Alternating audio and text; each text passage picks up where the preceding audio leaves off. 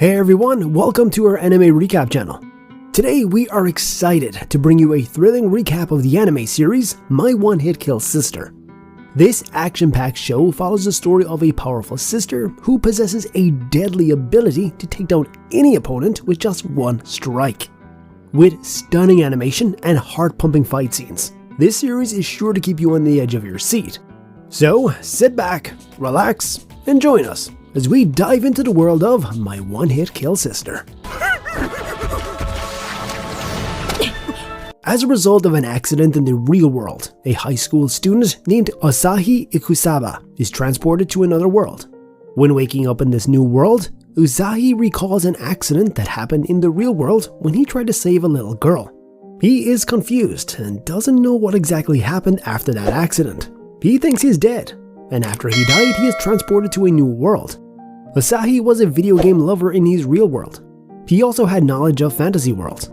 Now he is curious to know if there are video games in this new world too, and he wonders how his lovers or relations will react when they find out he is dead. While he is thinking, suddenly a light appears and pulls Asahi into it and through it. He falls onto the ground, and then he looks up and sees a town. While walking through the city, he thinks that everything in the city is very familiar to him. When he looks at things, the names of some video games come to his mind. Though it looks like medieval Europe, for some reason, everyone speaks Japanese, he thinks to himself. And everything in the city is English and Japanese, which he thinks that everything has been completely localized. Now, Asahi assumes that he has been sent into a game after getting into the accident. He can't contact anyone, and he says he is in an unfamiliar world without any money. So, first thing he does is go to a pawn shop to see whether there is a possibility to sell his mobile phone and get some money. The lady in the shop, after seeing the mobile phone, says that she has never seen such a thing before.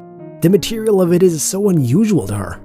So she asks if it's from an ancient civilization and agrees to buy it for 500. From the money, he buys leather armor and a sword. After becoming fully equipped, Asahi then goes to the Adventurers Guild to look for a quest. As it is his first time, he is asked to fill out the Adventurer registration form. After completing the registration, he is ready to pick his first quest. But before that, the receptionist recommends something like hunting killer rabbits, which is a very simple if he would like to solo on his first quest. Asahi likes to do it. Unexpectedly, instead of rabbits, he has a huge dragon to deal with. He is helpless in front of the dragon. Then he checks his profile, hoping to see if there's something he can do for that. But he is shocked to see that he has only stone throwing option for the first level. Then he checks his base stats. That's also tiny.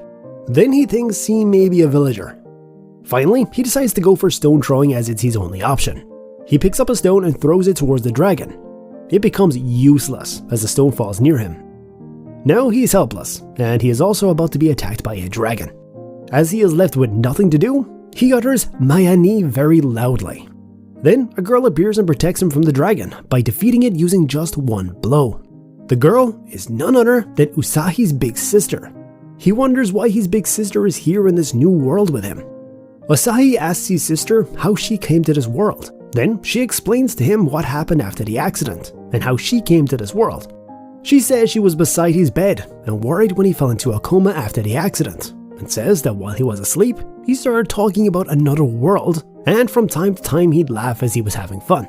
That's when she thought that his spirit had traveled to another world. After that, she repeatedly bashed her head against the wall to get there as well. Asahi asks if he's still alive in the real world. Maya says yes, he is. Maya is not like his little brother. She is very powerful and full of strength. She saves a village from monsters, but the villagers praise Asahi for it. What Maya did has been attributed to her brother, but she is okay with it and proud to hear everyone cheering for her little brother. Meanwhile, Asahi's adventure rank has gone up. He's been promoted from Rabbit class to Ogre class. He is given his Ogre class badge, which is like an identity document issued in the royal capital. So he is not allowed to sell it or give it to somebody else. Asahi is very happy because he has never been showered with that much praise before. He is also informed that going up ranks by pretending that he is stronger than he really is actually a serious crime. So he begs his sister Maya and pleads with her to hide her strength and make it seem like he is actually the strong one. Then he checks his sister's status to know about her numbers. He is shocked to see that her stats and numbers are unbelievably powerful. He worries about why his sister is super strong and why he's not. He tells his sister not to show her status screen to anyone and says that it is a secret just between them. Maya agrees to it. While Asahi and Maya are talking about their status, a parade goes through the city led by Siegfried. They are the strongest party, Clan Balmung. Asahi asks someone what the parade is for. Then he comes to know that it is a send-off parade before they head off to defeat the Demon King. Asahi tells his sister that defeating the Demon King can sometimes send them back to the real world. While they are talking, a drunkard-like man begins to make trouble, disturbing the people. Then the people plead with Asahi to take care of it. As a guy who shot up in the ranks, it should be easy, but Asahi is not ready for that because he knows the reality. That is that he's not a true fighter like people think he is. But with the help of his sister, he manages to retain his reputation by defeating the troublemaker. Asahi and Maya are doing some practice. Meanwhile, Siegfried and an unknown figure are about to fight. She says that she is far stronger than any dragon. After a while, they both engage in a fight, but Siegfried is easily defeated by her. After defeating him, the girl says that she is waiting for a fearless fighter who can entertain her properly. The next morning, Asahi says that he can't keep relying on his sister forever and says that he will take on a quest that he should be able to complete on his own. He goes to the guild to take on a quest without informing his sister. In the meantime, Maya is very glad that she followed Asahi to the new world. At the guild, Asahi asks the receptionist Tanya about available quests. Then she recommends a perfect quest to match his ogre class rank. This is either troll hunting or a quest to swipe a wyvern's egg. But Asahi says both of them have high difficulty levels, and there is no way that he can do either of them on his own. He asks Tanya if there's anything easy and close to town. She says there are only rabbit and goblin class quests near there. He says he will go for a quest close to town because if any danger befall the town, he'd be back fast. She recommends that he takes on a quick and easy quest that is gathering rainbow mushrooms in a forest. Asahi thinks that if he's searching for mushrooms, he'll be able to handle it without much help from his sister. Asahi is now in the forest to take on his quest. He has been told to find lots of rainbow mushrooms in the known spot. Asahi thinks that there are not any other adventures there other than just finding mushrooms. Then, he sees a picture of a scary bear. After a few seconds, a real scary bear appears from nowhere and begins to run after him. He is running, and the bear is following him. Suddenly, the bear is attacked by someone. Asahi thinks it's Maya, but it is not. It is the unknown girl. While they are talking, they are surrounded by many bears. She easily deals with it and defeats all of them, but it is not over yet. A very big talking bear appears, but gets defeated as well. Asahi thinks that she is stronger than his sister. He asks her who she is, and asks if it is she who the people call a demon. She says that she is a top-ranked officer in the Demon King's army, one of the Demon King's 6 generals, Kilmaria. She then asks him if he knows a adventurer named Ikusaba Asahi, and admires him without knowing the person she is now talking with is the exact person she is looking for. She says she would love to fight him to the death. Asahi then tries to leave without revealing his identity to her, but when he departs, his class badge falls onto the ground. Then she recognizes him as Ikusaba Asahi and starts to chase him, telling him to come and fight her to the death. When she is about to catch him, she is interrupted by Maya. Maya says that she sensed Asahi was in danger and hurried over to protect him. After a while, they both begin the fight. During the fight, Kilmaria says that she understands Asahi's fame is the result of his big sister's accomplishments. Then they both continue their fight, and in the end, it is Maya who wins the battle. When she's going to finish her off, Asahi interferes and tells Maya not to finish her. He says she saved her from the monsters, and therefore he pleads with Maya to let her go, and she does. Asahi has finally reached level 10. Maya congratulates him for his achievement. She says that she's really happy, even though it's the level he reaches by finishing the tutorial. She says it means that hundreds of monsters she beat have gone onto his account, and says it looks like what he gets is based on how much damage he inflicts. Asahi says that it looks like in any event that he will have to work hard so he can fight on his own. Maya then tells him that she knows an easy way to level up. She says she will capture a monster, and then he can just keep attacking it. She is joking. Asahi refuses it, saying that even if it were to raise his level, continually hacking at an enemy that can't defend itself is something he can't do. Then she says that he can attack her and get tons of points since her level is very high. Asahi says that it is also something that he can't do. Maya says she always ends every battle in one hit. There is no point in him getting stronger. Asahi gets a new skill, a skill for slipping away to escape, which is not bad for now. He thinks if he keeps relying on his sister all the time, he will never get stronger, so he thinks forming a party with someone else may be useful. Asahi meets Tanya, the receptionist of the guild, to get an idea about that. She says that he must be a vanguard while his sister supports him from the back. Tanya recommends him a suitable and a very strong combination for his purpose. That is the party Siegfried leads, Balmung. It includes Gordon, a tank with impregnable defense, the sorceress Mimosa, who excels in every form of magic, and Shiulain, the elven archer who is a long-range attacker. Tanya says it is the ideal party composition for him. Speaking of which, Asahi asks Tanya what Siegfried is doing now. She says he went to defeat the Demon King, but on the way, they nearly got wiped out by a mysterious enemy, so they fled and came back. Asahi asks her how that can happen, as they are Balmung, the strongest clan.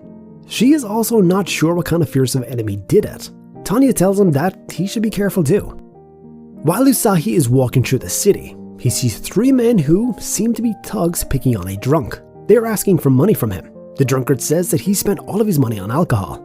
Then they are about to attack him, but Asahi interferes and tells the drunkard to escape while he keeps them occupied. Then they angrily run towards Asahi to attack him, but before they even reach him, they are suddenly attacked by the drunkard. Asahi is surprised to see that he takes care of all 3 in less than a second. Then he recognizes him as Siegfried, the leader of Balmung. Asahi gives him some water, and Siegfried thanks him for being so kind. Then he tells him what happened while they were heading off to defeat the Demon King. He says they were beaten by a single demon whose power was overwhelming. Asahi says he never imagined anyone that much fearsome could exist. Siegfried says because of that incident, he lost all his confidence, and now all he does is drink. Asahi tells him what Tanya told him, how Balmung is the ideal party for him to be in. Siegfried then tells him real life doesn't work that way, and says that he will tell him about the natural order of things in the world. He tells him about his teammates, the reality of them, and tells Asahi not to idolize being in a party. Siegfried says since they failed to defeat the Demon King, they disbanded, and how it is such a relief being on his own. Asahi then departs, and Siegfried once again thanks him for everything. While Asahi is leaving, Siegfried thinks that he was also like him once, and all he wanted to do was save the people that were in front of him. Asahi goes to the guild hoping to apply for one of those parties looking for members. There, Tanya suddenly tells him that there is a herd of wyverns attacking a settlement outside of the town, and all the high-ranking adventurers are out at the moment.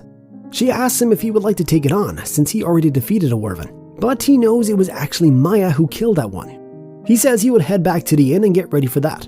Tanya says there is no time for that, and sends him off quickly to the battlegrounds. There, he is surrounded by a group of wyverns, and when he is going to be attacked, he is saved by Kilmaria.